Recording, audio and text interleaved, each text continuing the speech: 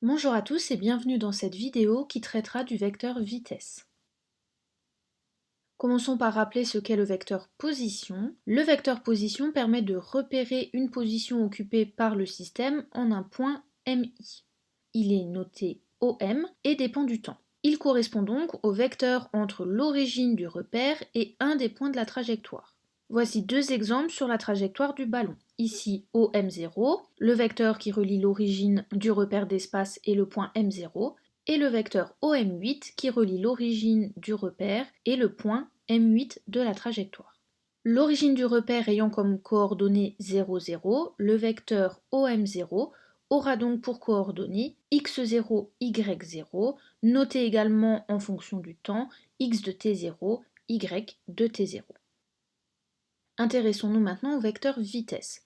Le vecteur vitesse permet de décrire la vitesse instantanée du système en un point MI de la trajectoire. Il se note v de t et est défini comme la dérivée du vecteur position. La coordonnée suivant x du vecteur vitesse est la dérivée de la coordonnée suivant x du vecteur position, c'est-à-dire vx est égal dx sur dt.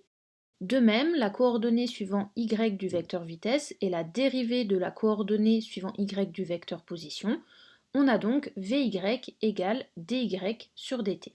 Les trois caractéristiques du vecteur vitesse sont les suivantes. La direction est la tangente au mouvement, de quelque nature qu'il soit. Le sens est le sens du mouvement. Et la norme est la norme du vecteur v. Voici deux exemples sur la trajectoire ici à droite.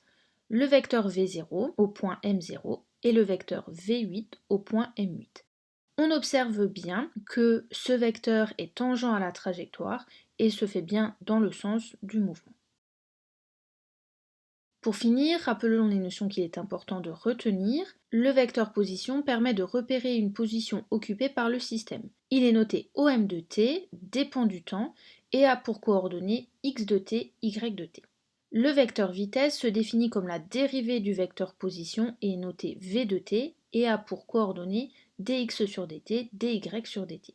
Il a pour caractéristique, comme direction, la tangente au mouvement, le sens, celui du mouvement, et la norme du vecteur v.